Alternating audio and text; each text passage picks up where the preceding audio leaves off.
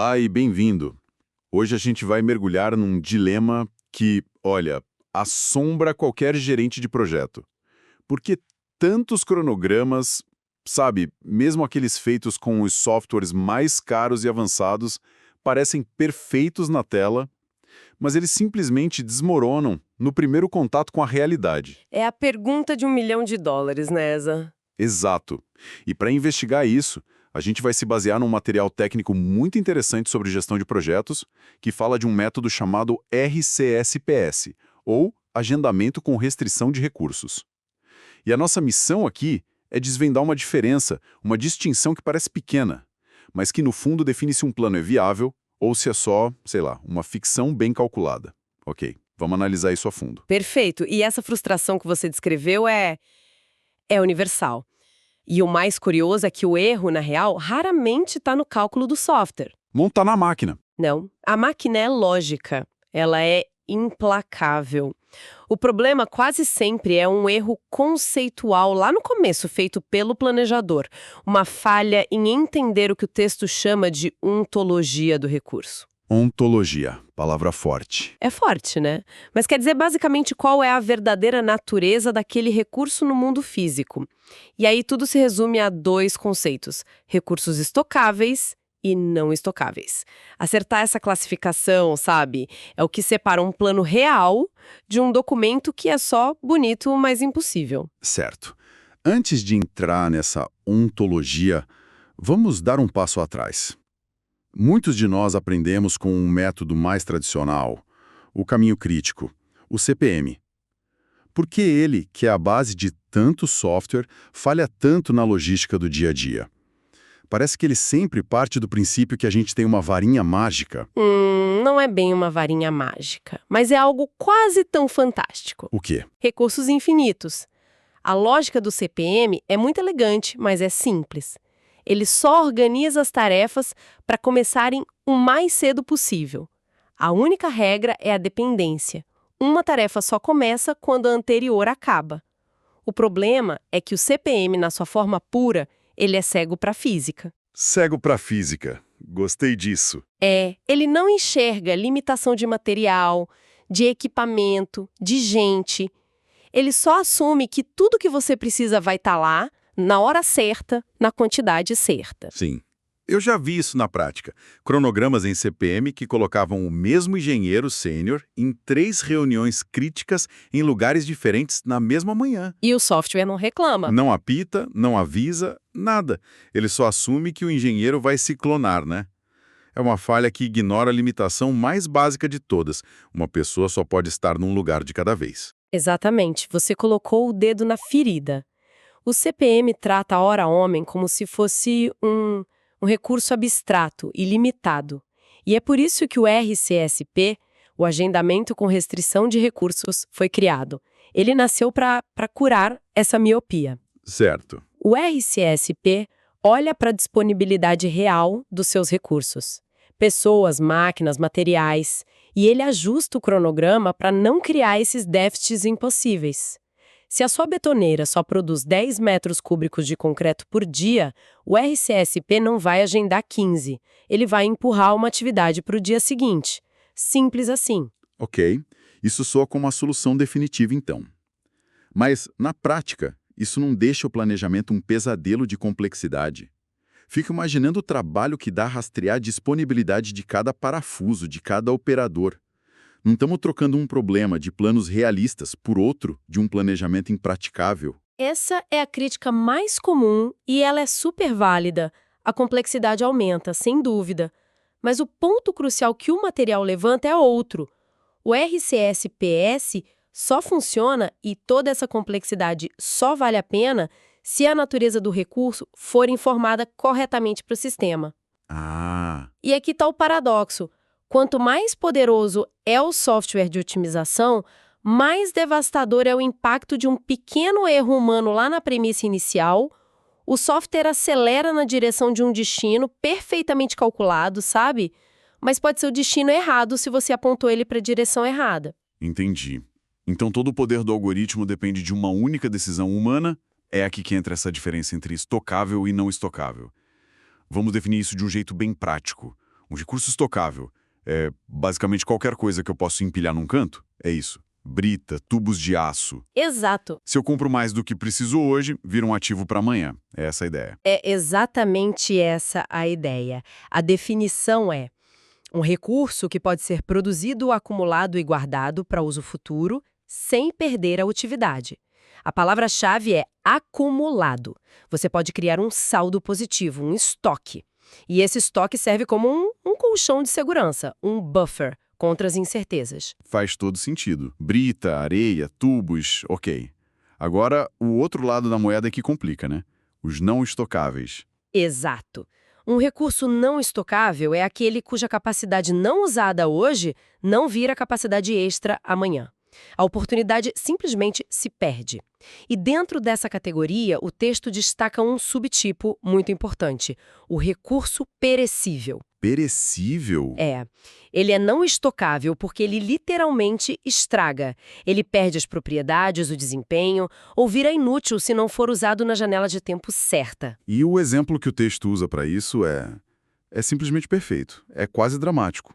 O concreto fresco. Não dá para ser mais claro, né? Não dá. O concreto que sai da usina tem um relógio correndo contra ele. São poucas horas para transportar, lançar, adensar. Não existe isso de, vou produzir um pouco mais de concreto na segunda para adiantar o trabalho da terça. Impossível. Se não usar, ele vira um bloco de pedra dentro do caminhão. É perda total. Ele não vira estoque. Ele vira um problema caro. De um ativo, vira um passivo. Essa transformação de ativo em passivo é a chave. Com a brita, o excesso é inventário no balanço. Com o concreto, o excesso é lixo, é prejuízo. A lógica de planejamento tem que ser outra. Para um, você gerencia estoque. Para o outro, você precisa de uma sincronia quase perfeita entre produção e consumo, o famoso just in time. E isso me leva à parte da análise que mais me intrigou. Os analistas fizeram algo que parece loucura. Eles modelaram o concreto de propósito da forma errada. Disseram para o software que o concreto era estocável.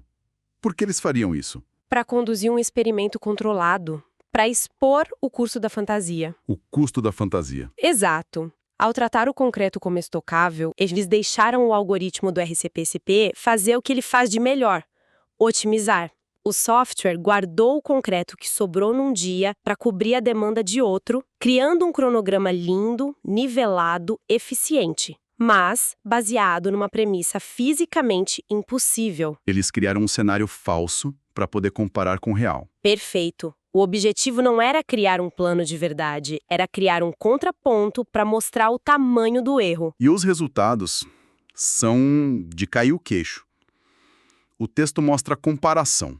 O plano original, com CPM e recursos infinitos, terminava em 26 de janeiro de 2026. Certo. O plano corrigido, com o RCP-SP tratando o concreto do jeito certo como não estocável, esse terminava em 20 de fevereiro de 2026. Uau! Quase um mês de diferença.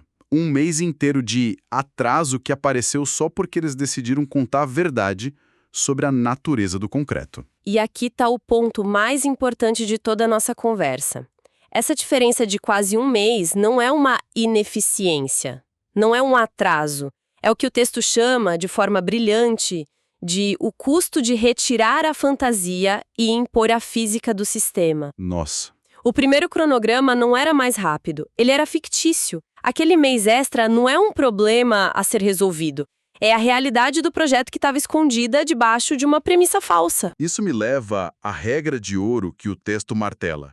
Modelar errado é pior do que não modelar. Muito pior. Um cronograma que assume que concreto pode ser estocado não é um plano. É o que o autor chama de um engano coerente. Engano coerente. É uma ótima definição. É matematicamente perfeito, os números fecham, os gráficos são lindos, mas é uma mentira bem contada. É a armadilha da falsa precisão. A equipe olha aquele cronograma, não vê nenhum alerta vermelho e ganha uma sensação perigosa de segurança.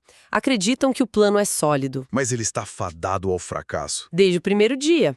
porque foi construído sobre uma fundação que não existe. Esse conceito de engano coerente é fantástico.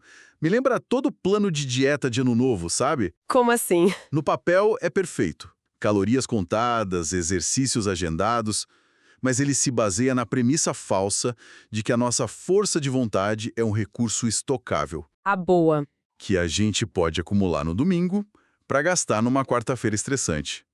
É um plano lindo, coerente, mas impossível. Essa analogia é perfeita, porque ela captura o problema, a premissa errada sobre a natureza do recurso, seja concreto ou força de vontade.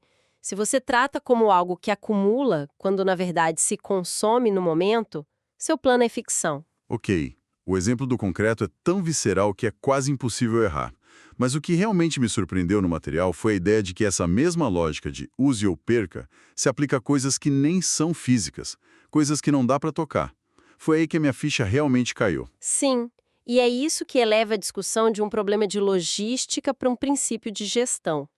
Se a gente conecta isso ao quadro geral, a gente percebe que a lógica se aplica a recursos muito mais abstratos. O artigo dá 2 exemplos excelentes, que não são perecíveis no sentido físico. O primeiro é o espaço. Espaço físico? Como assim? Espaço não estraga. Não estraga, mas não se acumula. Pensa numa área de montagem industrial, num pátio de obras.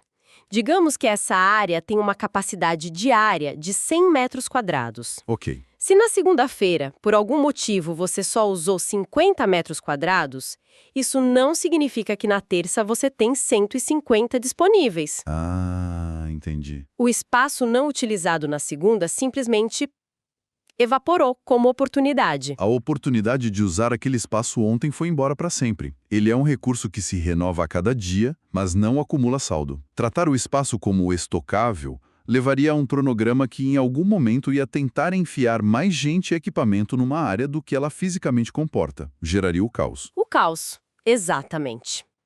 E o outro exemplo é igualmente sutil e poderoso. Autorizações e permissões de trabalho. Ah, essa eu sinto na pele. Quem já trabalhou em ambiente industrial conhece bem essa dor, né? Com certeza. Uma permissão de trabalho para uma atividade de risco válida para terça das 8 às 5. Se a equipe não executa, por qualquer motivo, você não pode guardar essa permissão e somar com a de quarta para ter o dobro de direito de acesso. A autorização de ontem não vira crédito para hoje. Ela expirou, virou um pedaço de papel sem valor. Precisamente.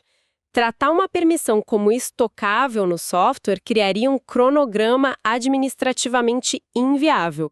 O programa ia mostrar que você tem um saldo de permissões para usar, mas na hora H a segurança ia simplesmente barrar o acesso. E esses 2 exemplos, espaço e autorizações, provam por que o RCPS-P não é uma caixa preta mágica que resolve tudo sozinha. Não mesmo. Fica claro que a tecnologia é uma ferramenta de cálculo poderosíssima, mas a inteligência, o julgamento sobre o que cada recurso é no mundo real, isso continua sendo do planejador. É ele quem tem que definir as leis da física daquele universo simulado. E essa é a grande lição. O verdadeiro poder do RCSPS não está no algoritmo, mas na sabedoria do planejador em governar a classificação dos recursos. O sucesso do método depende inteiramente dessa etapa conceitual. É por isso que o texto propõe uma pergunta-chave, quase um mantra, que todo planejador deveria se fazer antes de colocar qualquer recurso no modelo. E qual é essa pergunta? É bem simples. Este recurso pode ser estocado e utilizado depois sem perda de utilidade ou sem acumular direito de uso? Certo. Se a resposta for um sim claro, como para a Brita, então ele é estocável. O modelo pode e deve trabalhar com estoque para otimizar. Mas se a resposta for não, seja por ser perecível como o concreto, ou pela sua natureza operacional, como o espaço e as permissões, então o modelo precisa ser configurado de outro jeito. Ele tem que forçar a sincronia entre capacidade e consumo, dia a dia, hora a hora. Ele precisa ser impedido de criar esses estoques fictícios que geram os cronogramas impossíveis. Uma pergunta simples que define se o plano é uma ferramenta ou uma fantasia. E isso nos leva a pensar, né? Além dos projetos, em que outras áreas do planejamento, seja pessoal ou empresarial, a gente trata recursos que são fundamentalmente não estocáveis, como o nosso tempo, a atenção da nossa equipe ou a confiança de um cliente, como se pudessem ser estocados para uso futuro, criando planos que são, na verdade, bonitos, mas impossíveis.